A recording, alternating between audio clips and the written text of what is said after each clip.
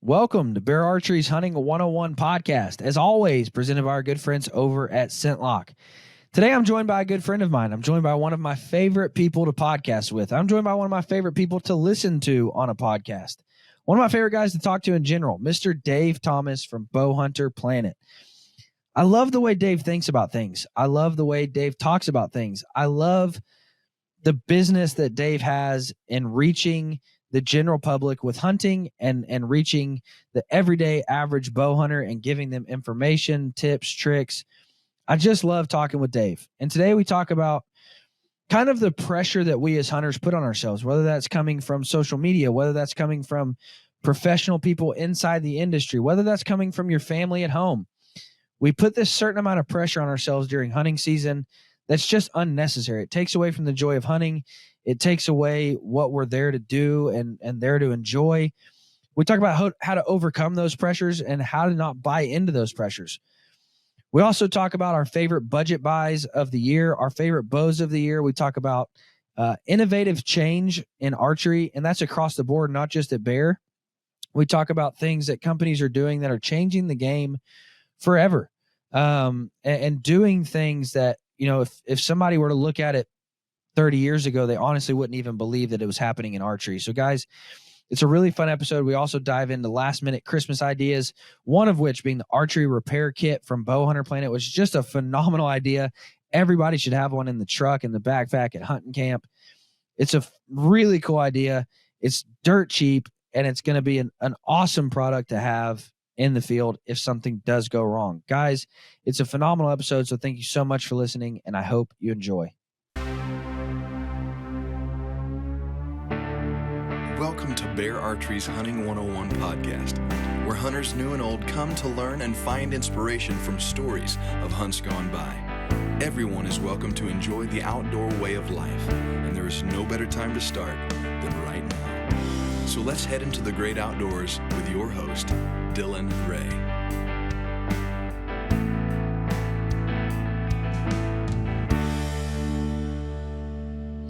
Guys, I'm a big believer in prioritizing your feet. Your feet should always be a priority, and you should always be considering what's on your feet. If you're in the mountains and you've got blisters and hot spots, you are not going to go as far. You're not going to make it to that next ridge. You're not going to stay on the mountain as long. Ultimately, you're not going to be as successful. If you're sitting in a whitetail stand and your feet are freezing, you're going to get more jittery. You're not going to be as still. You're not going to be as quiet. You're not going to stay as long. Ultimately, you're not going to be able to kill that big buck in the dead of winter. If you're chasing antelope, you've got to be able to be quick and quiet and fast and have comfortable feet. Guys, no matter what you're chasing, no matter the pursuit, no matter the game, your feet should be a priority. I have fallen in love with Schnee boots. I didn't even know how normal hot spots and blisters were in my life until I got a good pair of boots, because I was probably a lot like you. I would run to a Cabela's Bass Pro, and I would buy a pair of $100 boots thinking that I was saving money. But those boots break down faster, and I got to keep buying boots. So guys, don't let a pair of $400 boots keep you from buying good boots, because in the long run, those $100 boots, they add up. Whereas if you spend good money on a good pair of Italian-made, handcrafted boot, they're going to last you for 10, 15 years. They're going to be way more comfortable. You're going to be more successful. Your feet will be more comfortable. You will thank me later. So guys, go check out schnees.com for all of your boots. That's SCHNEES.com. The best boots on planet Earth, Schnee boots. Go check them out. Thank me later. But guys, start prioritizing your feet and get yourself a good pair of boots. Dave Thomas, everybody, one of my favorite people to podcast with. What's up, man? It's probably because I podcast myself, so you're kind of used to like someone who actually has a decent camera, a decent mic. Yeah, well, that's probably it too. But you can hold a conversation. Yeah, the conversation always just turns out good with Dave Thomas, and so I'm excited to have you on. I told you before we started, a conversation came up with a guy. I was on my way to a hunt, and he's in the industry, and we just kind of started talking about like the professional pressure, if you will, about hunting. And, even though, we started talking about that, like, do I still get a paycheck if I don't kill a deer? Yes. Like, my job is not dependent on me killing a deer. But being that you're a professional in the industry, it puts this amount of pressure on you. And so we started talking about how we think there's overflow from the professional pressure onto, the general population of hunters.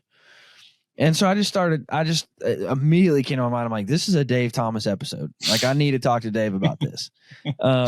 Pressures of because the pressures of hunting. Because I just really like the way you articulate about some of those things, and the way that we share common values on those ideas behind not feeling obligated to shoot any certain thing, or carrying yourself in a way that will cast a good light on hunters and bow hunters in general. And so I just thought this needs to be a topic for me and Dave. So how's your season going, man? Before we jump into all that, how's your season going? You know what? I'll be honest, man. One of the best things I've ever did with Bowhunter Planet was to just get away from the filming of the hunts, to be honest. Oh my gosh, yes. And we used to work really hard to get a team together. We had two different shows, one called Bone Driven. You can still watch all these on our YouTube, but Bone Driven and then Hunt Series. And one of the reasons I chose to create those shows was all around the business of archery, and just having people to test products in the field realistically, like in an actual hunting scenario. And it was fun. Don't get me wrong, I had its ups and downs, but taking that pressure away of filming a hunt and or trying to get a big buck down type thing was the best stress relief I've ever had to get rid of that. I was like, oh, I don't, because otherwise you feel like you owe people things, and that's the issue, right? It's like, okay, I owe Hoyt this, or Bowtech this, or Bear this, right? So like you want to be in a position where you don't have to do all that. And that's why I always tell people, I think it's funny when people always want to be in the industry. I'm like, why do you want to be in the industry? I'm like, just go buy a bow and you're done. You don't ever have to have any pressure on you at all.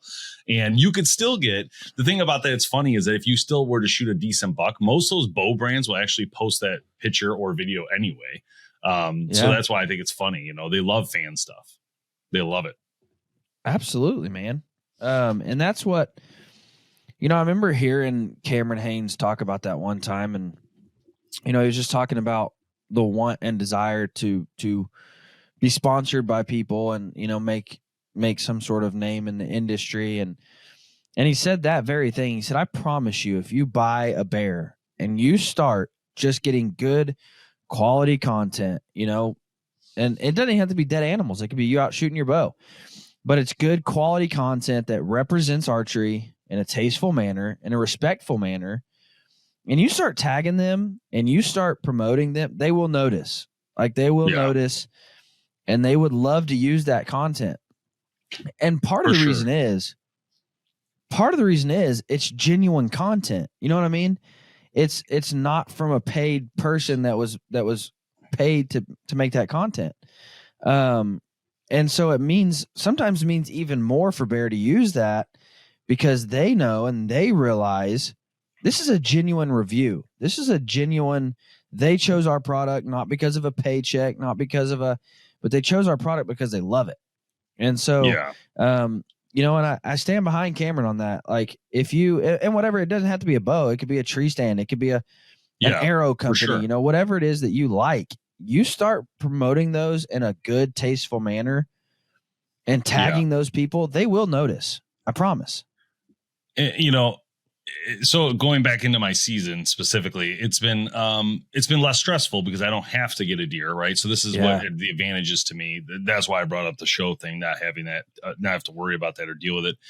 And I had some opportunities. I had a nice 8-point came in, but the problem was he wasn't huge. But we're talking Michigan here, and he popped out in this field. But literally, while he was doing that, I saw a doe running. And I look up and this massive buck runs chasing her, right? This is like 80 yards in front of me.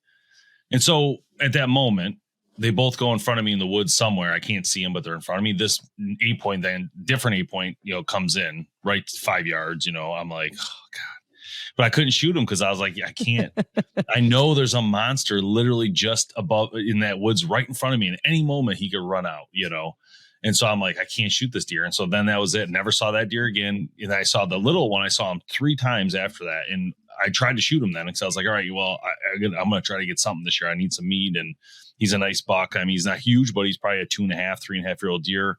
It's going to go down, right? But I couldn't get him, man. He got me every time. And it's actually funny. I was, since I'm a content creator person, I'm always doing content in the field. So even when I'm sitting there bored or, waiting for deer to come, I'm trying to do something, right? So I'm getting content done. So I put my bow on my lap and I'm taking this really cool picture. It's like a wide angle with my iPhone. I'm really excited about it. I'm like, this looks so cool. And I look up and he's right there, like literally right there, like 10 yards from me, walking like towards me on an angle. And as soon as I get my bow up off my lap and connect on, he's already in this like no zone where I can't shoot because of twigs and branches and stuff. And I'm like, you gotta be kidding me. And so because I was messing with that camera, I missed that shot. And I was like, I can't. And I the funny part, he's in the picture. I took the picture. You could see him standing, like coming like right out at me. I'm like, God dang it, man. And that's it. So that's it. That's really been it. I had another small 4-point, a couple spikes. I didn't shoot them, but I mean, encounters. Not really many does, to be honest, at close range. So that was, normally I would just shoot a doe if I could, I'm all for guys filming their hunts. Like, don't get me wrong, because I love watching deer hunts. Yeah. But you're absolutely right, dude. It adds this extra level of stress to a already can be stressful situation. And I was just down in Oklahoma with a guy, and if you're listening to this podcast, I'm sorry, I'm going to talk bad about you for a minute. He is in the industry, but he has no obligation to film hunts. He's a partner in conservation to Pope and Young. Has no obligation to film hunts, but he likes to film his hunts. Something he enjoys doing, which I get that. There is a fun part to filming hunts too. And he has a nice shooter buck come in, and later on I'm like, dude, why didn't you shoot that buck? And he said, I couldn't get him on camera. And I'm like, that's stupid. That's dumb. However, if you enjoy doing that, so be it. I mean, that's what you enjoy doing. Hunt the way you enjoy to hunt. If filming is what you enjoy to do, film it.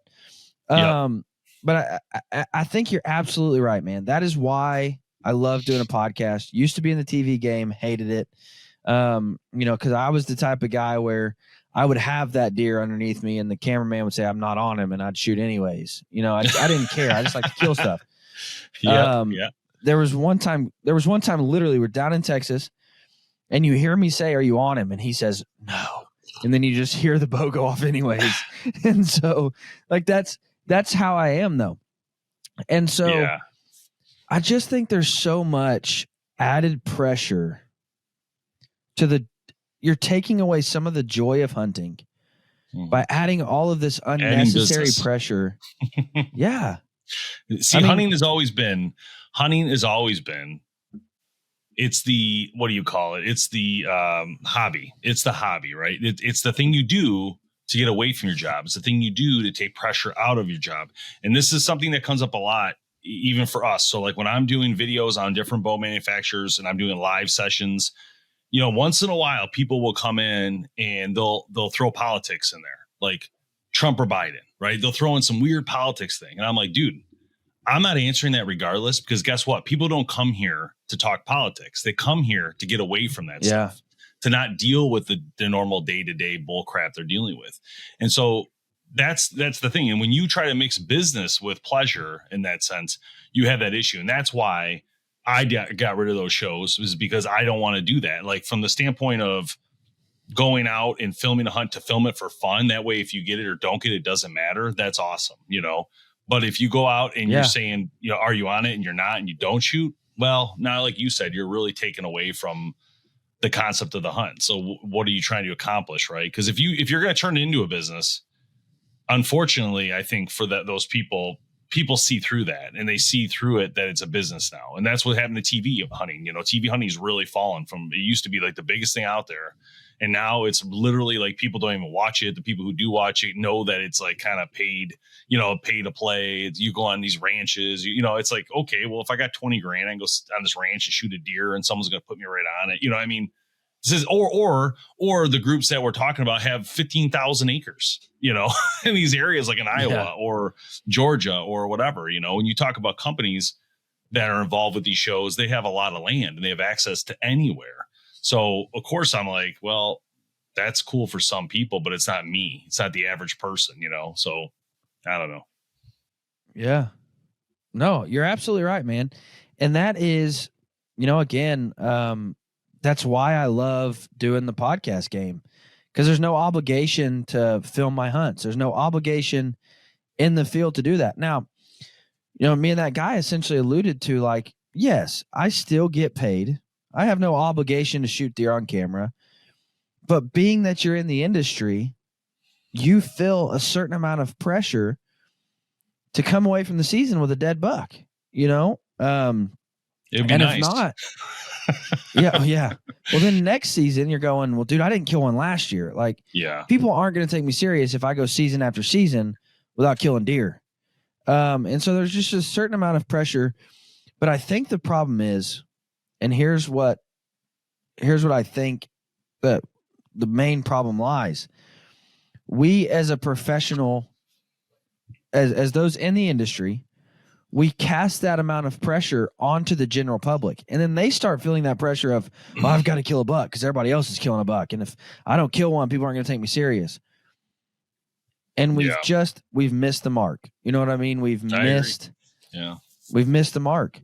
And so I just want to encourage the listener, you don't have to try to make it your profession. Oh, for sure. Do it just because you absolutely love it. Don't do it. I'd recommend that highly. Everybody asks me all the time. There's some kids actually the other day.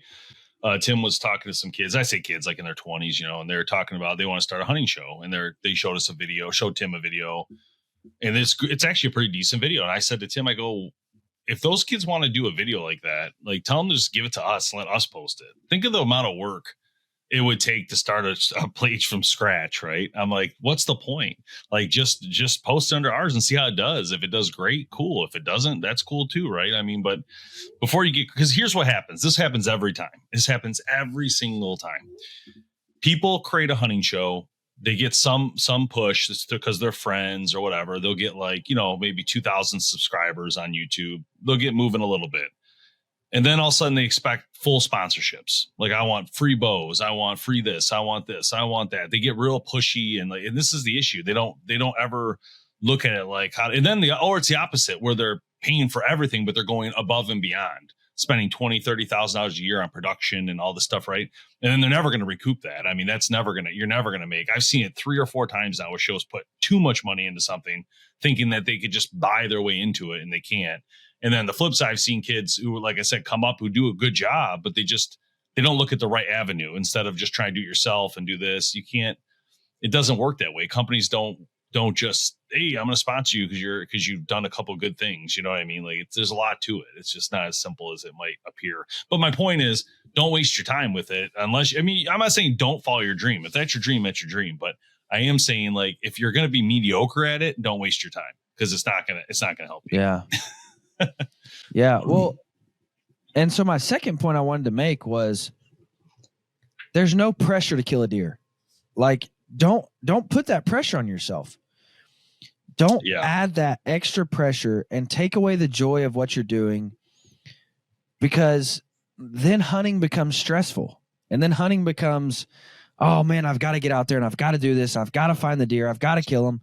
Yep. Just enjoy doing what you enjoy doing. Like, so many people add all of that pressure to themselves to kill an animal because they think that people won't take them serious or people won't view them as a real hunter anymore. Well, let me just say this. If anybody views you as not a real hunter because of what you kill, because of the size of the deer you kill, or because you didn't get one this season, if somebody views you in a negative light for that reason, they're the problem, not you. For sure. They're the ones that are hurting the industry, not helping it. You know what I mean? This will be my second year not getting a deer, actually, if I don't get one this year. And I only got a couple weeks left, so I don't know if it's going to happen. But here's the way I look at things. And I'm a little different, I think. I don't have to get a deer. Don't get me wrong. I am in the industry. It would be nice to kill a nice deer. I get a lot of invites, too. I want to be clear on that. I just don't have the time to take part in those. I wish I did, because, I mean, really nice invites from a lot of fans and stuff that invite me to go. to different states. I mean, I've been invited to Kansas. I've been invited to some amazing stuff. I just don't have the time necessarily. But I kind of look at it as a meat thing, right? How much meat do I have? Do I have enough to get through a season? A winter, yes or no, really is my first thing. And if the answer is I have enough, and I mean, do I have enough because my father-in-law shot a deer and he's going to give me some of his, my son shot a deer last year. So we had his meat. I didn't even really need my own meat, so I had enough to get through. And when I say enough, we only really need one deer for our family. Some people need a couple more, right? It doesn't matter. But, or feed the hungry, right? If there's church things or whatever, that's different. Like if I'm being asked to do that, or then definitely try to work on that. But I don't just shoot anything is my point. Like I don't just go out there at first doe I see I shoot. So that's the difference. If I see a spike, I don't usually shoot spikes or 4 points. That's by choice. That's not by necessity. And I only do that because the 300 acres we hunt on, I think, well, we have a multi-year lease. So like I might as well let them go and let them grow. Maybe get lucky, maybe not, yeah. If I don't need the meat, to my point though, it always comes back down to the food for me. Yeah, absolutely, man. And that's a good way to look at it. Like, man, I tell people jokingly, I tell people I'm the king of 120s. Like, because if a 120 comes in, it's probably going to die. Yeah. Oh, yeah. If 120 walks in, you can get out of there. Yeah. Now, don't get me wrong, guys. Like, if you play the game of, like, I want him to grow for next season, that's perfect. But I've played that game and got burned way too many times. Oh, yeah, you can easily get burned on it. But I'm talking about more spikes and little ones, not 120. Now, it depends where you're at, too, though. I want to throw that out there because I have seen it where when I was in Ohio one time hunting, we were hunting. It was an outfitter. It wasn't like it was all like open terrain, but our free reign. But like he basically leased like 10 farms, right? And he would you pay him to go hunt those farms, basically. So we did that, but there was a rule: 140 or better. That was the rule. And so like that was hard, man. Like for someone who doesn't see 120s a lot and stuff, I was seeing 120s, 130s all day. And that's why they have 140 pluses, because they let those go, But again, that was a rule. And if you were to break that rule, it was like a $3,000 fine. So I wasn't breaking the rule, Like I'm like, okay. Yeah. But it was hard. Not gonna lie, that was a hard situation. But cool to see though. One day I saw about 65 deer go by, and out of those 65 deer, I probably saw 20 or 30 120s. That's crazy. See, and that's what if your outfitter is adding all that pressure to you. I showed up one time and it was a mutual friend of ours, Alec, who used to be at Bear. We went down to Texas and we show up and that outfitter pulls out a binder, like a literal binder. And he's going through all these rules and he says, okay, if it's a 9 point, it's got to be at least 135. If it's got a broken off tine, it's got to be at least if it's 4.5, it's got to be at least a 10 point. If it's that's hard. Got a 12 point, then it has to reach this. Too much thinking. Oh my gosh, dude. There were so many times, like there were 2 different times where a deer walks out and I would have shot in a heartbeat. And Alec was looking at me, he's like, dude, do I shoot this deer or not? And I'm like flipping through a binder. I'm like, I don't know. I mean, I'm literally looking through a binder and I'm like, I don't know, man, because he's got that 9th point, but I don't know if he's 4.5.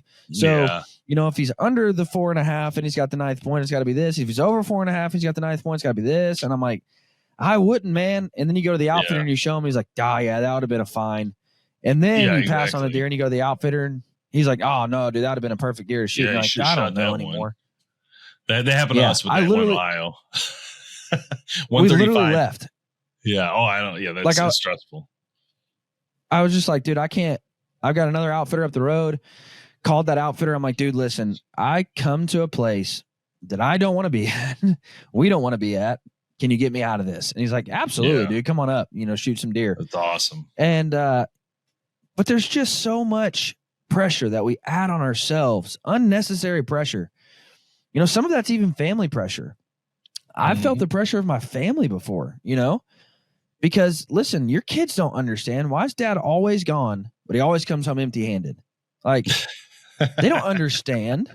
Like they're like, Dad, I saw the picture of the deer that you, and I'm like, but sweetheart, that deer was at 73 yards. So shoot it. And you're trying to explain to children, hey, dad missed your birthday for this hunt, even though I didn't kill anything. And so there's almost even a pressure from home, Yeah. Guys do it every year. Wife is expecting. The guys here go to Illinois every year. they pay a lot of money for that hunt. It's like $2,400 a guy, and they go every year, and they're always gone for Halloween, like every year. Yeah. And I told them, like, they're like, you want to go? I'm like, dude, I'm not skipping Halloween, man. My kids are, they're getting older now, but I'm just saying, like, I'm not skipping Halloween for a hunt. Like, no offense. I love deer hunting. And I'm also, to be honest with you, it makes it easier knowing it's $2,400 because I'm like, I don't know, $2,400, man. It's a lot of money. I mean, that's not like chump change to go shoot it. And you only get 1 week. It's only like it's not like you get the whole season. Like, that's the cost of my lease, for a year. I'm like, I don't know, it just seems a little bit much, but I agree. The pressure could be pretty high too, especially when you don't get anything. I mean, I've been through that phase as well, where you come back every year empty-handed. But that was usually when I was on state land, because that was really hard, man. State land's really hard. That's why I love the hunting public. Those guys have done a great job, and that's why the show's so successful, because it's state lands for the most part, I'm pretty sure, and it's the average person trying to get it. It's amazing. It's really well done. They do it, and they do it really well, in my opinion. Heck yeah. I'm not just saying that because they're bear guys. I'm not just saying that because they're buddies. I'm saying that because, they're bear guys because they do it and do it well. They're bear guys because of the way they carry themselves, of that mentality of, like, you don't have to spend thousands of dollars on a bow, because of that mentality of, like, anybody can do it. They cast a really good vision of hunting. And I really like what they do and what they stand for. So what would be your advice to the person who, they're not in the industry, but yet they feel all of this pressure? They feel that overwhelming sense of, like, I have to do this. Like, if I don't, people won't think I'm serious. Like, they've added all that pressure to themselves. It's taken away the joy of the hunt. It's taken away why they do what they do. What's your advice to that guy? I'd say just take a step back. Like, taking pressure off yourself is like something that's really important. And I think if you were to find the right friends, right, you shouldn't have that issue, to be honest, in the first place. But again, family pressures, all I totally understand. And my whole thing is just take a step back, just relax, and try to take it for what it's for. I mean, hunting, again, was always for obviously food consumption, but at the same time, relaxation. It's like a hobby, right? So what's the difference if you go hunting or if you go golfing? You don't come back with anything from golfing, right? You come back with a scorecard. So realistically, it doesn't really matter in that sense that, as some family would probably tell you, did you catch anything? People love to say that, but that's where catching deers came from. But no, I mean, it's like, I don't know. I just erase the pressure. Again, don't put yourself in any position where there is the pressure, I guess would be the best advice I have. So for instance, don't sign up for a sponsorship that has to be with a hunt. Don't tell your family you're expected to see something. Tell them the opposite. Tell them, like, hey, we're not really seeing much on trail cam, so don't expect to see much, but we got to try. We don't give up. We keep going, right? So yeah, that's kind of what I say. Guys, I am a big believer in custom built aftermarket strings. Basically, the moment I pull my bow out of the box, whether it's a new compound, a new recurve, a new longbow, I'm going to be putting a custom built aftermarket string on that bow. At Dominant Strands, they're going to be using high quality fibers from BCY, like a low wax 452X. The low wax content and the special way that they pre-stress and pre-stretch those strings and cables make for a very, very stable set of strings. They're going to last longer and they're going to shoot better. There's going to be very little peep rotation. There's going to be very little stretch over time. You are going to be a lot happier in the long term. You're just going to have a lot better shooting experience when you upgrade those strings to an aftermarket custom built set of strings. Plus, you can customize them any way you want. Now, I'm also a huge believer in custom built strings for a longbow or recurve. Why? Because coming from the factory, they're not going to be using the highest quality materials. They're not going to be pre-stretching those strings over long periods of time. Whereas, again, if I call up Dominant Strands, they're going to build the best set of strings for that bow. I'm going to walk them through what I want out of that string, what I want out of that bow, and they're going to build a set of strings exactly to spec out of the best materials for that bow. Guys, a custom set, the best string you could ever buy for your recurve or longbow, is going to cost you about $30. That is the most bang for your buck that you can get when upgrading your longbow or recurve. you're going to get an incredible shooting experience upgrade for just $30. So I encourage everybody, the moment that recurver longbow comes out of the box, upgrade it to a custom built string. Guys, the people over at Dominant Strands, they are unmatched when it comes to their customer service. You're going to call them up. You're going to talk to your string builder, the guy that's going to be building your strings. He's going to ask you what you're looking to get out of the bow. He's going to ask you about your bow. He's going to ask you about your nocks. He's going to ask you everything about your bow setup so he can build you the best set of strings for your bow. Guys, I would highly encourage everybody, no matter the bow, no matter the manufacturer, to consider upgrading your strings to a nice set of custom built aftermarket strings. My boys over at Dominant Strands, they do it, and they do it very, very well. Their turnaround time is incredible. Their attention to detail is unmatched. Guys, give them a call for your next set of strings, and I promise you, you will be happy. I have to ask you a quick question because I don't want to go throughout this podcast without asking this question real quick. So what is your bear bow pick of the year? Because I ain't going to see it at ATA this year. I ain't going. So I need to know now. You're not going? No. Dude, that's where I get my dose of Dave Thomas at, dude. Like, what's up? Yeah, it's not going down this year, my friend. Too far for us. Too far. Oh my gosh. That's where I get my dose of Dave Thomas. I go every other year. That's been my new thing anyway. Yeah. So what are you picking? Loaded question, dude, because I'm already shooting two of them. Best value, remember, it's best value. Best value would be the Whitetail Max, 100% for sure. Whitetail Max you're going with? Yes. Why'd you act like it's stupid? Why'd you act like that's a stupid pick? You said Whitetail Max. I'll tell you why. I don't agree with it, but You're going with I don't agree with that one, but that's okay. That's okay. That's why we go back and forth on these things. You and I never actually picked the same one anyway. I was kind of disappointed. I thought you would finally pick the same one as me. What are you going with, the Alaskan XT? Absolutely, 100%. And the reason is, I've actually had this conversation with two people. Both of those would be the perfect budget bow best buy choice. Both of them, for different reasons, in my opinion. If you want the flexibility in a cam system, then go with the Whitetail Max. If you want the flexibility in mounting systems, go with the Alaskan XT. Both shoot really well. I like the way both of them shoot. I'm trying to find the Whitetail Max pricing here for the Ready to Hunt package. It does come Ready to Hunt, right? Ready to Hunt is $700. $700. So they're about the same price then. Yep, $50 more for the bare bow and $50 more for the package. The reason I chose the Alaskan XT is technology. So my thought was, look, if I'm going to spend the same amount, I think I'd prefer to have the IMS system on there, the Picatinny in the front, and be able to get in line. That's all I'm saying, because I felt like for the same price, I could get the newest technologies. You know what I mean? Basically, it's a longer bow, though. So I will say that. I didn't realize it was longer. It is 2 inches difference. I do prefer the 31 over the 33, but that XT is a really good bow. So I don't know. Now you kind of got me thinking, because I do like a 31. I'm going to have to reassess before I do my video this year. So again, I told one guy literally called me yesterday and he was trying to decide between the two. And I said, both of those bows at that price point offer you something special. At that price point, the Whitetail Max is offering you the EKO cam, which gives you the ability to adjust from 75 to 90% let off. It's going to be a very good shooting bow. The fact that they're offering you an EKO cam at a $600 price point is phenomenal. That's a good point. Just like you said, the Alaskan XT is offering you the ability to shoot in line with Picatinny mounts, IMS rest systems at a $560 price point. So both of those bows are offering you something really, really cool at that price point.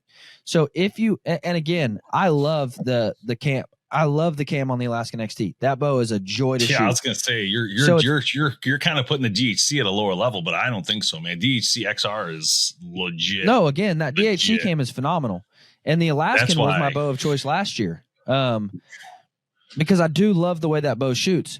So if you're looking for adjustability in the cam system, I would go with the Whitetail Max. If you're looking for the technology and the adjustability and mounting accessories, I would go with the Alaskan XT. Both bows are phenomenal choices. And I'm actually vice versa. I like a 32, 33 inch axle to axle. So I like the axle to axle on the Alaskan better than, I like the Alaskan axle to axle better than the Whitetail Max. I think for me, if I could alter the bows, I'd prefer the Whitetail Max if it had the IMS systems. So then you prefer the Persist. Is that what the Persist? Yeah, well, the Persist is more money though. That's not value. That's more expensive. I was trying to look at the best value bow so people could afford it, But yeah, $1,249.99. Yeah, you get pretty much everything out of that baby. 31. Yeah, and that's what that marries the two in a perfect way. That's because true. You get the EKO cam, you get a 31 inch axle to axle, and you get the IMS, you get the Picatinny mounts, the IMS rests. That new shelf design is brilliant. I don't know why every other company is not putting a rubber coating on their shelf. And I think people will now. But yeah, best buy bow for me would be the Whitetail Max. I've shot a buck with that bow already. Love the way that bow shoots. And, I tell people, and, you'll appreciate this because you're in that realm. I shoot the Whitetail Max just as good as I shoot the Persist, I'm shooting a bow that cost literally half the money, just as good. Now there are some features about the Persist. What would you say is the most underrated? As far as shooting, the most underrated bow. Oh man. That's where I would have to go with the Alaskan XT for sure. Dude, the Surpass is unbelievable. That bow is so underrated, man. I have not shot the Surpass yet. It's a powerhouse. I love the specs of that bow because again, I love a 32 inch axle to axle. Sick riser. But for me, with that bow, you're not getting the IMS mounts. Correct. And you're not getting the EKO cam. So for a budget buy, I would go with either the Alaskan XT or the Whitetail Max because that bow doesn't offer you either one of the two, top end feels. You are correct. But for some reason, there's something about the way this bow shoots. I can't even put my finger on it. It is actually, I don't know if it's an amazing bow and it's completely underrated. The issue why it's underrated, in my opinion, is not, I know it's like there's a lot of tech differences, but the biggest thing is the price because it's a little bit more money. It's not necessarily in the lower, option for a bare bow, BARE. It's not in the lower option for that, whereas like 500, 550, 600, 750 is like right in the middle of the market. Right. And then you got, I don't know, it's so underrated. And when I shoot it, I'm like, God, this is a great shooting bow, and it's like, that's a hard one, man. It really is a firecracker of a bow. It is. And I don't know if it'll ever get, the press it deserves, I guess, because it's in the middle is my point. Yeah. Now that is, going back to best buy of the year. If you want to look at ready to hunt packages, then I think the Alaskan XT ready to hunt package is the best buy of the year. Because at $660, you're getting a Picatinny mounted sight. You're getting an IMS rest. Yeah, awesome. At $660, like you're getting a full inline system for $660.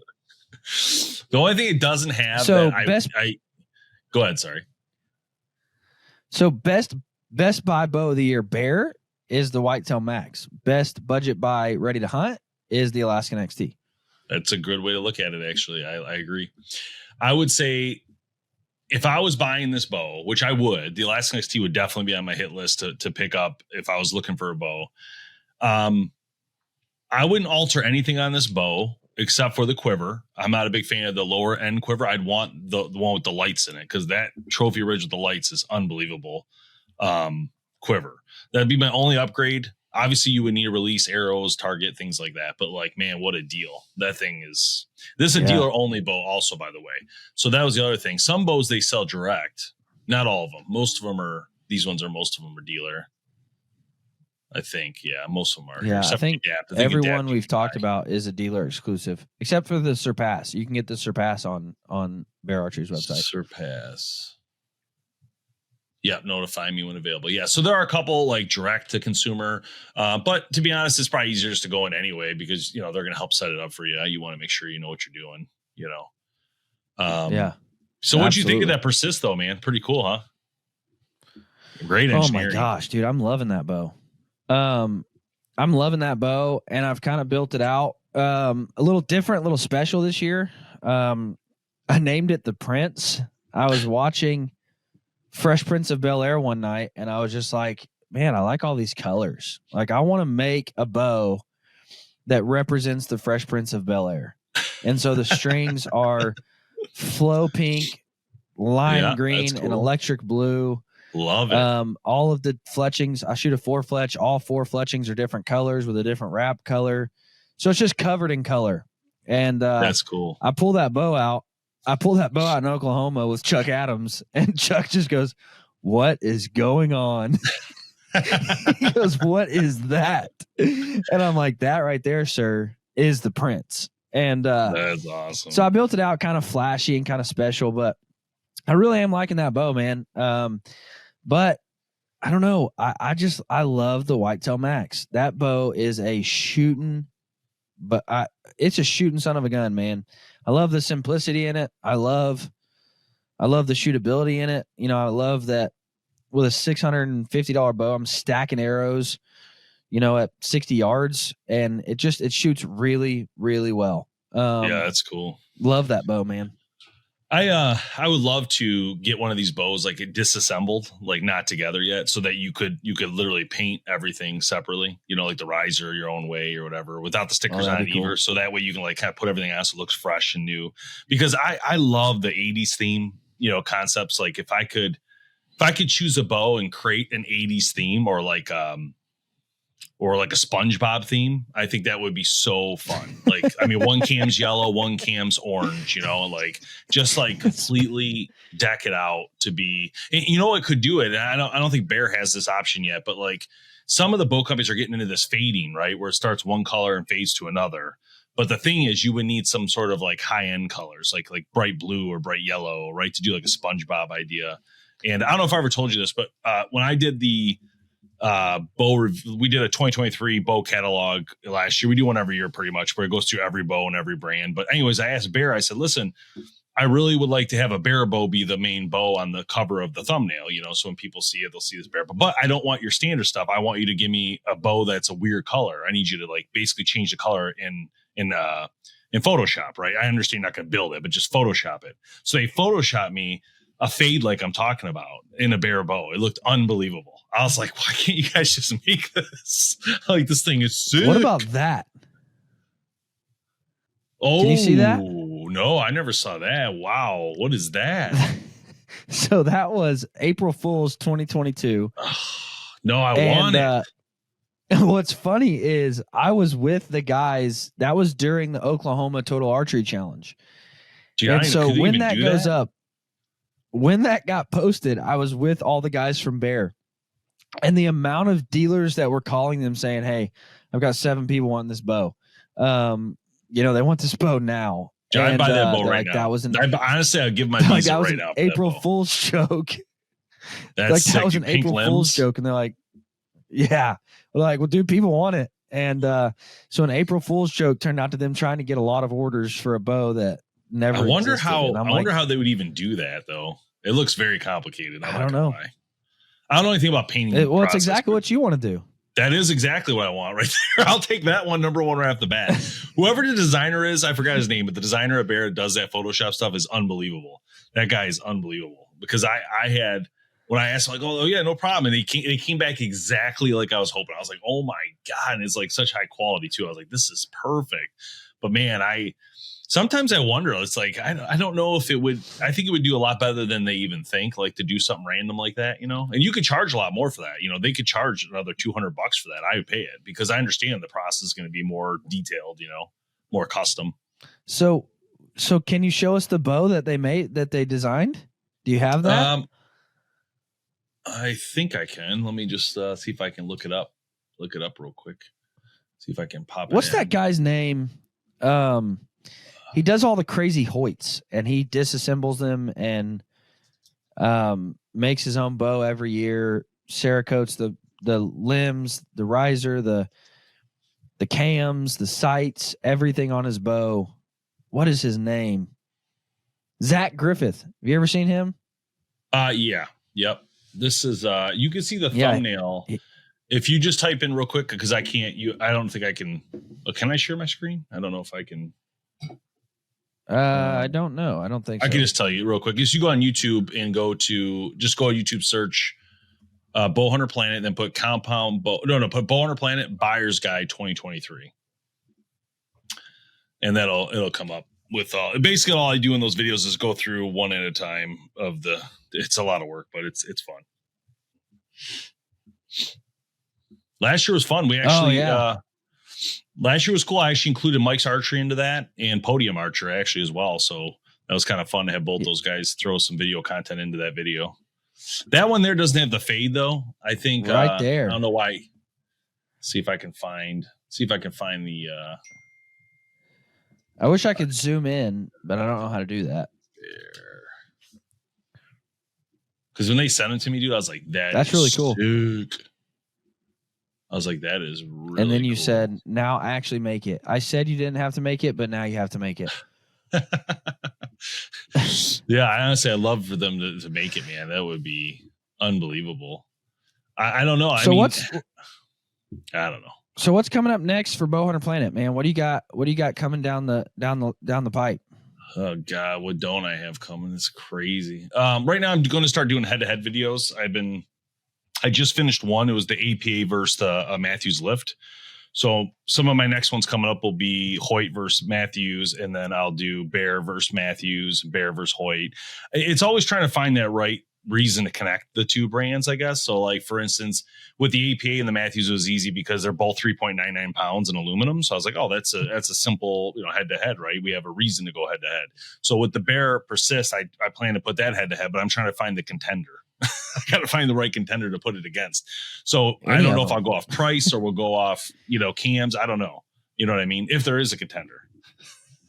So I'm not here to badmouth any other brand. Because people are going to like other bows, and that's perfectly fine. Whatever bow you choose, whatever bow you like, whatever bow shoots best for you, that's the bow you should shoot. But I can say this. I spent last Saturday in Live Oak Archery, which is in College Station, Texas. Pope and Young had an event down there, and I shot all the new 2024s. The bears were not as fast, and they were heavier than every other bow.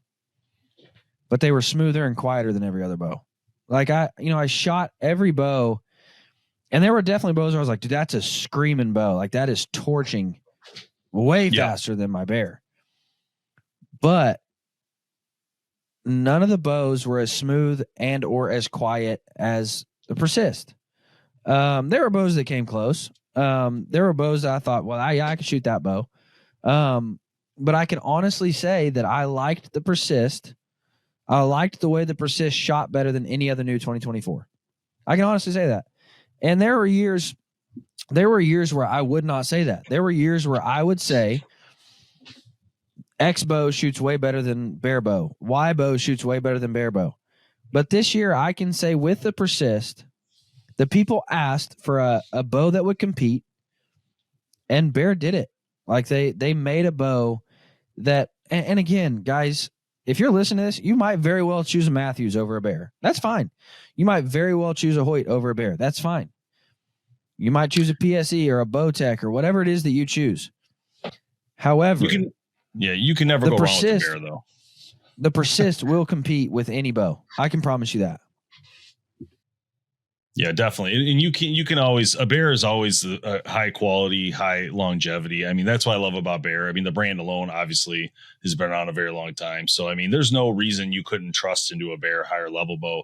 I know some people that'll be like the comments like, well, they haven't been building them long enough. I'm like, yeah, but they've been building bows a long time, like just because they haven't really pushed that side of the market, And is that a bad thing? Because I feel like they've been doing it for the consumer, keeping the price down. So it's like kind of like a win-win. Even this one at $1,249.99 is still a good price, to be honest. Now, a lot of the bow manufacturers have moved towards the $1,400 mark.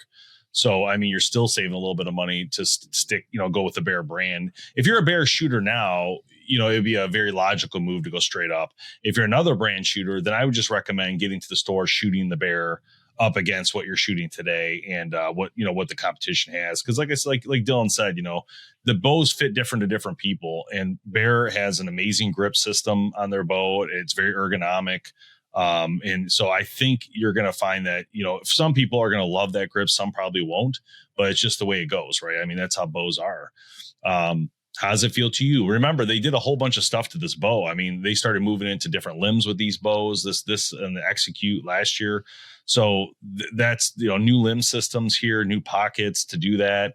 The original limbs that we see on the other brands, the other bows, the muscle limb, they would call that in the background, the muscle limb. And that limb's tried and true for 20 years. I mean, I think it's amazing what they've been able to do with it.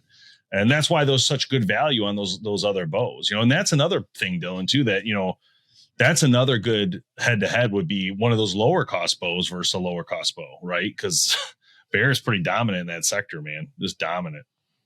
Yeah. There's no, in my opinion, there's no competitor at that 600 price point. No, I can't think of one bow. I can't think of one bow that's going to compete with an Alaskan XT or a Whitetail Max at that price point. And I've even said, I'll even go as far as to say this, and I've said this before. I think I've said this with you on the show before. If somebody were to come up with a 3D printed stock grip that could be put on any bow, you could not tell the difference in grips. Now, that's a kind of an unfair comparison because a lot of what you're going to like and dislike about a bow is the grip. Mm-hmm. But if somebody could put a grip on every bow and you shot them blindfolded, you would not be able to tell the difference in a shootability in a Whitetail Max or an Alaskan XT with other top-end bows. Again, blindfolded. Now take off the blindfold and you can see, okay, well, these bows, they're not as well machined. They're not as well finished. There are some budget things that they skipped out on to save on cost. But as far as shooting them and feeling the shot and how quiet they are and how forgiving they are and how well they shoot, you wouldn't notice a difference. I'd be curious to see. Yeah, I'd be curious to see where Bear's going to go with this. Like, what's the next persist? What's coming up, right? I'm very curious to see the direction they start to move with these high end bows because they, like I said, they've done a great job, and obviously they're going to keep doing it. So I am curious to see what they do.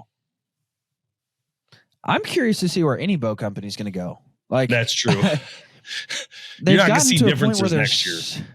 There's too much change this year. They're so stinking good, man. Like all bows, and I'm not even saying like the mainstream bows, but your Expeditions and your Athens and your smaller bow companies. Every bow company is making phenomenal bows. Where do they go from here? There's been some interesting breakthroughs this year. Athens launched a new AccuTune, so it's like a tuning system. It's kind of similar to the Deadlock from Bowtech. So some of those type of things are definitely breakthroughs where I have no idea, longevity, what's going to be the better one or whatever. But some of the tuning stuff is definitely an area of looking at for different brands. But also gadget wise, APA launched tons of gadgets on their bow this year, stuff that didn't even really consider. So those are areas I think that the companies are focusing on, like tuning and gadgetry, they'd be able to put things on it. I think that's what you're starting to see. Even Bear did that, right? With the Persist, with that little loop at the top. That's a good idea. And the reason it's a good idea is it draws attention to the bow. Like, even though it has a good point to it, where you can pull your bow up with it, it brings attention, right? Because people are like, what's that loop? I got to see this. I heard there's a bow with a loop, right? And I think that's very important for companies. And I said that to them when I talked to them, like, dude, that was a good idea. It's a good marketing piece because you got to have something that stands out, that draws people's eyes to the bow. Like, what is that? I got to look into it, It's always good to have questions. Now, I will say, I thought the pull-up rope was gimmicky. When I first saw it, I thought, man, no more which gimmicks. One? Like the pull-up rope, the loop on top. Oh, yeah. But then you hunt with it and you're like, I really like that. Like I like that it's right awesome. there. That's a cool you don't idea. have to clip. You don't have to clip metal onto your cam. You know, you don't have to wrap something around your cam. You know, doing a podcast with PJ Riley, and he was like, dude, you don't want to attach something metal to your cams. Like that's a bad idea. And so that's brilliant of Bear to put that there. And you know, honestly, I still at that point I was like, well, it's kind of gimmicky though. But then you hunt with it and you're like, man, that's super convenient. Like I really like having that right there to click my pull-up rope on, pull it up, unclick. Like it's really well thought of. And so you know, but I will say that companies are still innovating. Like companies are still changing. They're trying new stuff. You know, you take the Matthews, the lift. You know, that's four limbs essentially held together by a rubber gasket or whatever it would be called or considered. Yep. It's a brilliant idea. Something to try. Yeah. And so companies are still innovating. The point I was making is just, man, technology has come so far. Bows have come so far. Like, if you could take Fred Bear and you could pull Fred Bear out of history and hand him a persist and say, this is what they're going to be in 24. Jeez. He's not going to believe you. Like he's going to shoot that bow and be like, dude, this is unreal. A lot of that has to do with the machine capabilities too, though, that have come across in the last few years. You know, I mean, 6-axis machining. I mean, there's a reason he would understand it, as my point, like that he would, if he saw the new machinery that they've built, and he'd be like, oh man, I wish I had that when I was younger, you know, to do those things. And personally, I think he would understand that because he was a machine. He understood machines and stuff. So I think he would totally get it that a machine someday would be able to do a lot more cutting and, you know, but cam wise, he'd probably be blown away by what there is today and suppression and stuff like that. I think there's a lot to say. I don't think you're going to see a lot of difference in risers next year from the majority of the industry because most of them launched a new riser this year, including Bear, on a lot of their stuff. So I think you're going to see the same risers next year, but I think you'll see different axle lengths. This is pretty much the MO of the industry, right? There's kind of like this the way it works, right? So when there's a new riser, it sticks around for about 3 to 5 years, and then you'll see, you know, axle changes. You'll see cam changes slightly. You know, we'll see. I don't know what else they're going to do when it comes to inline type ideas because the IMS, the Picatinny, I mean, those are all genius. And now that they're done, what would be the next step? You know, it's hard to tell. And I don't know if you saw. Bowtech created their own bridge lock concept where they just put a bar through. It's like a straight bar because they couldn't do a bridge lock Picatinny. But the problem with that is no one has that bar except for Black Gold because they own it. So it's kind of like it works, but not really because you have to buy a Black Gold, which I get it from a business standpoint. But, you know, will Trophy Ridge carry that bar? Will other people? I don't know. Right. I don't know. Yeah. So hard to tell. Something. Yeah. Absolutely, man. And that's what's so fun about archery. Like that's what I love about the sport of archery is it's constantly changing. And you know, probably every sport has some sort of that change and that innovation. But I mean, you look at, and maybe this sounds ignorant because I don't know, but like you look at baseball bats and it's like, dude, it's been the same shape, size, and functionality forever, you know? Mm-hmm. I'm sure they're changing stuff about grips and the core of a bat, and I'm sure they're changing all that stuff, but good point. It's the exact same, you know? It's a one, especially if you look at wood bats, it's a piece of wood shaped the exact same way. You know, volleyballs have never changed. Baseballs have never changed. Like, but the sport of archery is they're constantly innovating and improving. And it's so fun to watch, man. It's just so cool to see and watch. And if you want to remember how far we've come, go pick up a 1989 bow and shoot it. Like, heck yeah. Go pick up a 1989 bow and try to shoot it for 20 shots, and you'll realize, wow, there was 40% let off, and you know it's a harsh draw cycle, and it's hand shot. You know, you got to like shoot an overdraw. Yeah, it feels like a gun going off in your hands. It does. It hits your hand so hard. Like I shot. We've been, you know, we really focus on that classic series that we're going to be bringing that back here coming up just after the season. But the classic series kind of goes back and shows you older bows. We pick them up on eBay, have them redone by our friends at Gas Bowstrings, and then they send them back to us. We then get to work on them. But we basically try to highlight it, cover it, talk about the specs at the time, anything we can find on the bow. But anyway, most of those bows, every time you shoot it, your left hand, your holding hand, it pushes it forward like hard. Like it feels like it almost kind of hurts a little bit. It's weird. And it's like everything, when you fire that bow, like that pressure going forward takes the whole bow forward. It's so weird. It's so How crazy. old does a bow have to be? How old does a bow have to be considered a classic bow or a throwback bow or whatever? For us, it's really like I've been going pretty much 2013 and beyond and before, because I still want to cover some of it. Because even when you see a 2013 bow, it's way different than a 2024. Yeah. And that's why I like even seeing a Creed from Matthews or a Carnage from Bearer, like those look completely alien to people with today's bow. So we've been going back all the way to the 80s. And I think we might even have something from the 50s, a traditional, and which you would love. Actually, I got one here. No, I don't. Dang it. It's at the other place. But we do have this old one. Actually, you can tell me because you understand the numbers. I don't know how to read it. Alec tried to show me how to read it the one time, but I unfortunately can't find the video. All right. How do I read the number? I have no idea. Oh, God. I would have to look at a bow. Jeez. I'd have to look at a bow and compare it so I could, I always forget you're like a huge trad person, so I wanted to see if you could tell me. That is something that I am a big trad person, but I'm not a big historical trad person, which I do want to get into. But every time I find an old bow, I basically got to call somebody at Bear and be like, "Hey, is this crazy cool or is this normal?" And they're like, "It's a completely normal bow." It says XK238, so I don't know what that means, but if it's a 38, it's pretty old. It's a Kodiak Special. It's pretty old. I don't know. This isn't my oldest though, but I got this is. I definitely know who to ask though.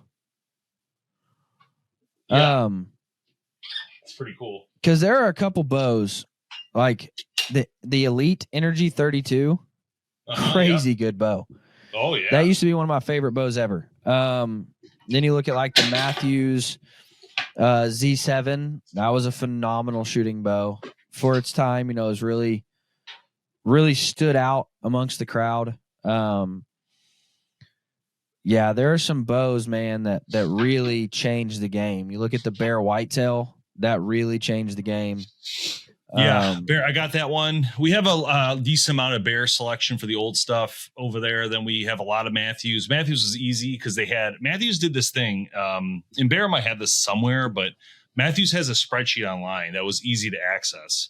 And that spreadsheet has their whole history of bows. And it has everything from the full specs and price at the time and year and model year.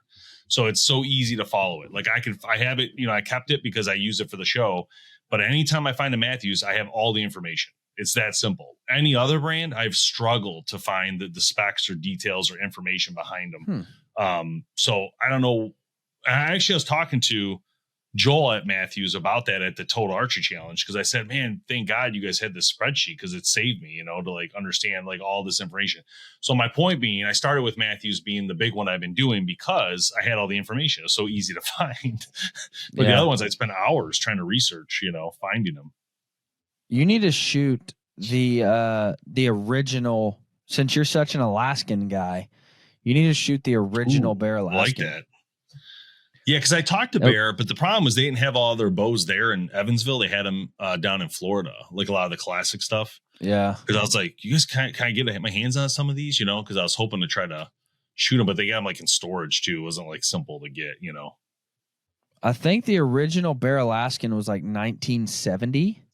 And that was actually a cool story. That was actually the first bow that Chuck Adams ever killed his first Pope and Young animal with. He killed his first Pope and Young animal with a Bear Alaskan.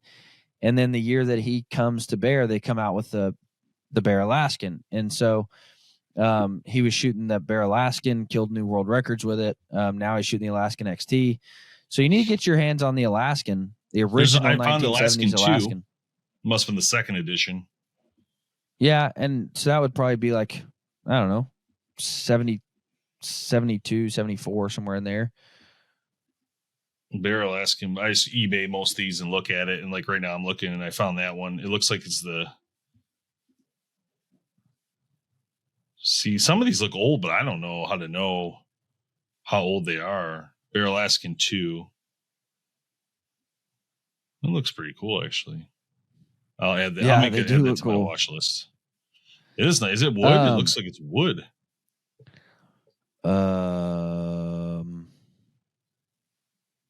Oh my gosh! I think I found the original. He said, "Oh my gosh, dude! Has it got like lever looking things on it?" Yeah. I found it. It's got a ram on it. Wow, that's cool. Don't quote me, but I think that was kind of the first time that Bear tried the lever bow. I think, if I remember correctly, and so that would be why it'd be so cool to shoot and try it, because you're all about the Alaskan. So you need to shoot the original one, man. I spend so much money on these bows. It's so stupid. People be like, you're an idiot.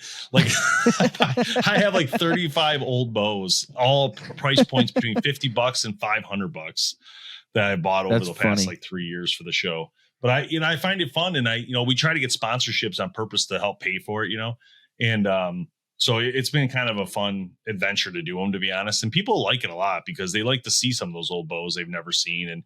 And to be honest, I really like the idea of collecting those bows for the video and having that video on YouTube forever. Right. So it's like almost like it's almost like a library of the memory of that bow, and then I don't have to keep the bow, I get rid of it. But it's kind of nice to have that somewhere to always be able to go and see those bows. I want to really create an archery heritage concept coming up. That's going to be, to pick your brain. So many people I got to talk to about it, but just trying to capture all those old bows in video and or photography.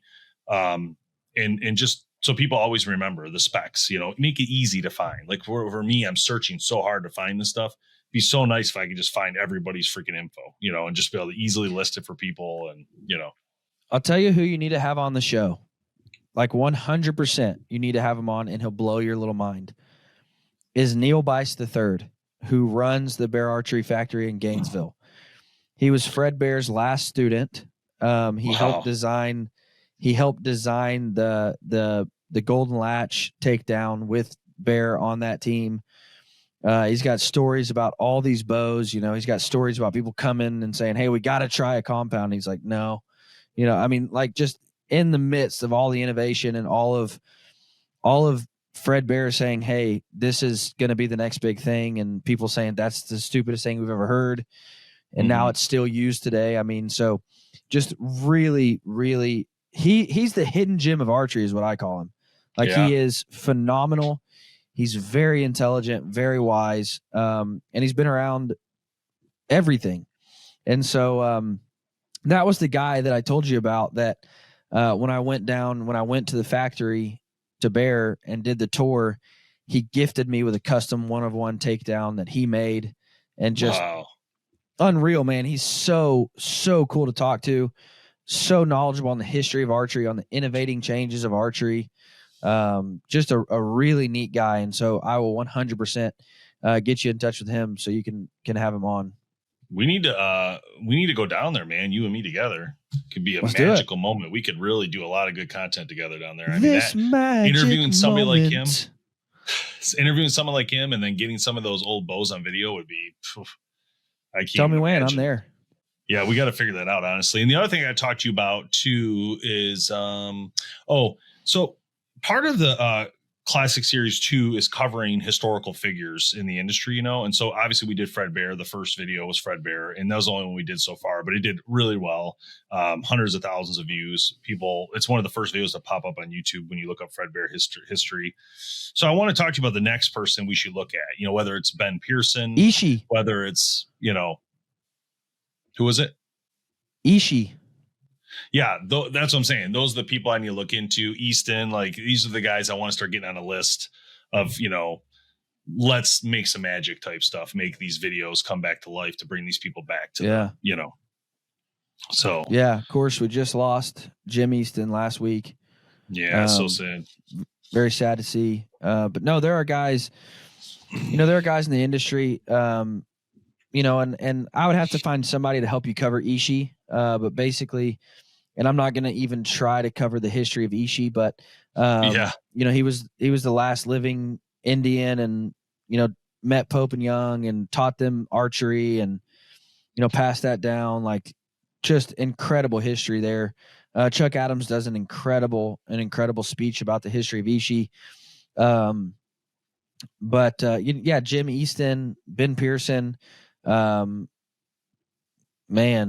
I shouldn't have started naming names because Pete Shepley, guys that changed the industry forever with their innovative technology and their patents and their, but we're losing more and more of them. And it was definitely sad to see Jim go. He built Easton into what it is. He made advances and changes to the industry that changed everybody, on their arrow technology. And so, man, I'll tell you what's coming up exciting for us. The first 5 weeks of 2024. So the first 5 Wednesdays, we have a bow tech series coming out. So we're teaching people from the ground up, pull your bow out of the box, how to set it up, how to check the timing, how to check the tuning, how to set your draw length, your poundage, how to tie in peep sights, D loops, how to. It's going to be a really cool episode, a really cool series, 5-part series. The first few episodes were with PJ Riley, talking more of the technical stuff, and then I'm joined by Caleb from Bear, and we talk about the tuning and getting the bow shooting perfect. So that I'm really excited about that because, again, I think it's going to be, just like you said, you want to build a library. I want to build an informational library. That way, anytime somebody goes to set up a bow, they know, well, hey, there's that series that'll walk me through it. And I can watch that because I'm the type of guy, every time I go to tie in a peep sight or something, I got to look at it. I don't just remember those things. And so I'm really excited to build that kind of informational library that people can learn and grow from. So I'm pretty stoked about that. That should be great. Those are really important videos. And I think people will really respect that and use those a lot. Anytime we do videos like that, they usually do very well. And it's nice to have, like you said, the resource for people to go to and find it. And, with Bear, you guys can use it as different, in the website, things like that would be very helpful. Yeah, absolutely, man. So Dave, I appreciate you coming on, man. It's always a pleasure. I am now incredibly bummed that I don't get my dose of Dave at ATA. I think 25. that needs to be its own series in and of itself. Just a dose of Dave, like just Dave being Dave. What we really need is a creator. It's not an ATA. We need a creator time frame where all creators come together, like for 2 weeks in some weird place and work on content for archery. That's what we really need. That would be cool. And we might have something that we're working on. Stay tuned. Yeah, that would be cool. Guys, thank you so much for listening. You guys have a fantastic Wait. We got to ask one more question, Dave. It's Christmas, dude. Next, this goes out on the 13th. So we're 12 days out from Christmas. There's still time to order some presents. What would be your number one gift? And we've already covered budget buy bows. So if you're like, I want to buy my husband a new bow or I want to buy my wife a new bow, we've covered those. So what would be that number one archery gift that you would get somebody this year that you've seen and you're like, dude, if somebody got me that, I would be stoked. I would tell everybody the best number one archery gift to give people today is the Bowhunter Planet Archery Repair Kit, Basic Edition. Nice. Yeah, nice. Perfect stocking stuffer, and it's on sale right now. And that was not planned. Dylan did not plan. I had no idea I was going to say that. But no, really, it is a good little gift. It is a good little gift. And I've been telling people on TikTok and all these other places, like, hey, FYI, I mean, this is a great little pickup for people. Put it in their stocking, fits perfectly, and it helps in the field. I mean, I don't think people realize how important that little kit is in the field. We actually used it twice this year already in the field. Brian's rest moved and we had to fix all that. And I mean, we needed the materials in there. So a light went out. We had to get some batteries. I mean, there was just a lot of things. The reasons that people would use that kit in the field. I mean, to not have to go to the archery shop every time something happens is, very helpful. So, right, so what is the repair kit for those that have not? Yeah. So we created this thing. It's called the Team BHP archery repair kit. And basically it's a $50 box. It's on sale right now, but it's $50 box. It's a plastic box that goes in. It'll fit in your backpack. It'll fit in your bag, your truck. And inside that kit, you'll have a basic rest, a basic sight, D-loop material, Allen wrench, set keys. You'll have all the materials you need, 12 different pieces that keep your bow hunt going. So sometimes people might break a D-loop in the field. They don't have extra material. Well, that's in the box. There'll be a cutting tool to be able to cut that. The only thing you have to add is a lighter so you can burn the ends off. But like, that's about it. Like, it's a perfect little kit to throw in your bag and keep yourself going. We have that in 3 sizes. We have a basic edition, a plus, and then a premium or a pro model. So price obviously goes up, but it adds different things. Like the pro model has a bow press in it, and a release, an extra release, an actual mini bow press, a mini release.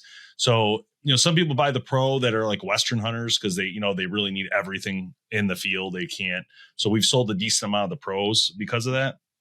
But our biggest seller is the basic. I mean, we've sold tons of them.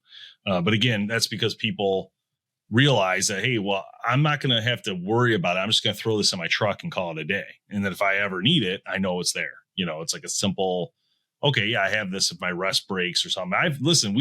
There's been so many times this kit would have came in handy. And this is where the idea came from. We were in Canada hunting bear. John Cedar was walking and hit his sight against a tree on accident, and it broke the housing broke off. And so with this kit, he could have just put our cheap little sight back on and had a way to complete his hunt in the middle of nowhere, 30 miles in the deep woods. He could have sighted in real quick and been out and going. Instead, he had to shoot a bow like you would shoot it with no sight on it with the compound. That's what happened. Wow. I mean, he got stuck with and he did it. Because he had experience from traditional like yourself, so he was able to do it. But I'm just saying the average person's not doing that, So to have that extra what little the cheap heck kind sight, of bow press does it come with? You've got me on a whole new deal. Mini bow press. What kind of, it goes on the ends. It's a cable system, and you tighten it, and it presses the bow. How the heck does that work? You've just set me down a rabbit hole of Googling bow presses today. Yeah, it's a mini bow press, they call it. You can get it on Amazon, the normal one. I get it obviously cheaper. We bought it kind of direct, and then we added it to our kit. But we felt it the Bowmaster G2? It's like that one, but ours is a generic one. But yeah, same concept. Does it work well? Oh yeah. Yeah, it's slow. I mean, it's not like you're going to move quick on it or anything, but it'll help you in the field to break down a bow. Now, some bows don't need that press. Like, for instance, the lift doesn't need it. You can do the SAS system for the Matthews. APA doesn't need it. They have a breakout system where you can have this bar that goes in your cam. You don't need it's a lockout.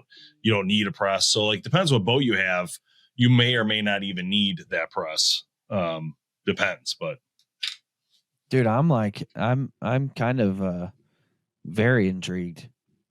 Hey, bowhunterplanet.com. Get it today. I actually just had a guy. And I was telling him, I said, man, I really need a bow press. I need to buy a bow press. I'm like, I just don't want to spend, $450 on a bow press. And that press would be easier with a drill. Yeah. If you use the drill on the head on the end there, you could go a little faster.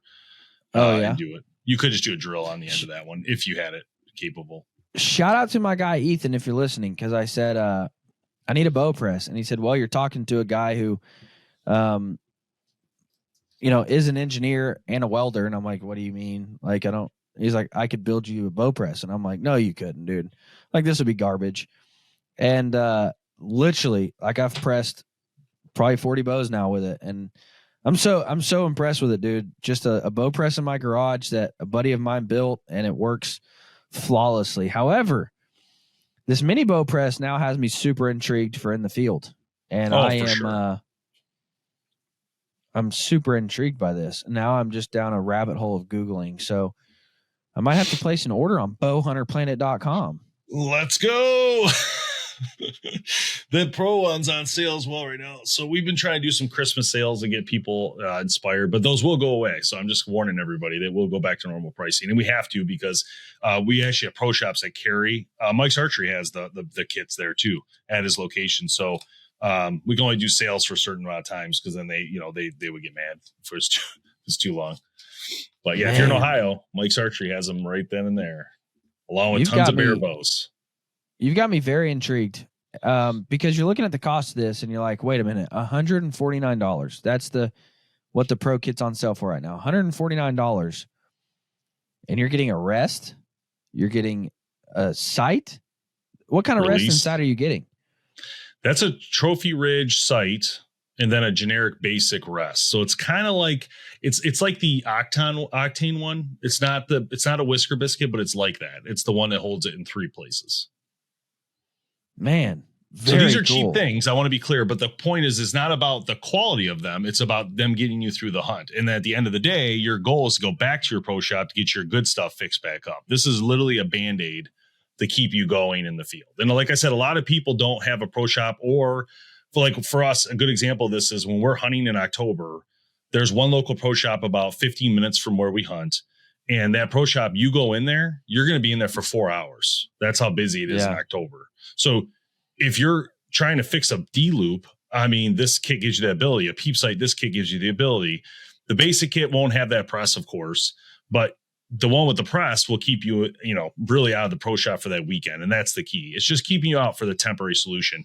That sight and that rest are both to come back off that bow and then replace it with a new one or something you're better. These are patchworks, even though the Trophy Ridge is a good sight on there. No joke. It's their cheaper model, but you could leave it. I wouldn't do it. I would just still put your better, Trophy Ridge on, or your Spot Hog or your Black Gold, whatever, But so between the Plus and the Pro, is all you're getting is the press? No, you get the release. There's an actual full release in that Plus or the Pro, and I think there's extra things. So there's like 32 pieces, I believe. So there's like more inserts, more veins, more glue. You get a little bit of extra things, and I don't know what people need. So we just created a couple options to say, look, let's just dump a ton of stuff in these bigger kits, right? So if you're just like, you know what, I just don't know what I need. I just want a full first aid kit. You know what I mean? Basically. And so let me get one with a ton of stuff in it. So how are people going to repair veins without a jig? Does it come with a jig? No, there's no jig. And we talked about the jig idea. This is literally going to be a vein that probably doesn't rip off, or you're going to have to manually try to figure out how to do it. So I agree. It's not going to be easy. But again, this is in the field type stuff. So if it's something where you can just add a little glue to fix your vein that popped off a little bit and not fully, that would probably be the easiest solution. If you had to actually redo the vein, you probably want to bring a jig with you, like a hand jig. Like from Boning, they have, or not Boning. There's one called Easy something that has like a stick that you could bring, which I'd recommend. Yeah. The other thing I recommend is a lighter. As soon as you get your kit, add a lighter, because we weren't able to add a lighter due to legal issues with lighters. There's certain ways to sell lighters. We can't do it. We're not doing it. It's easier just to add your lighter. Yeah.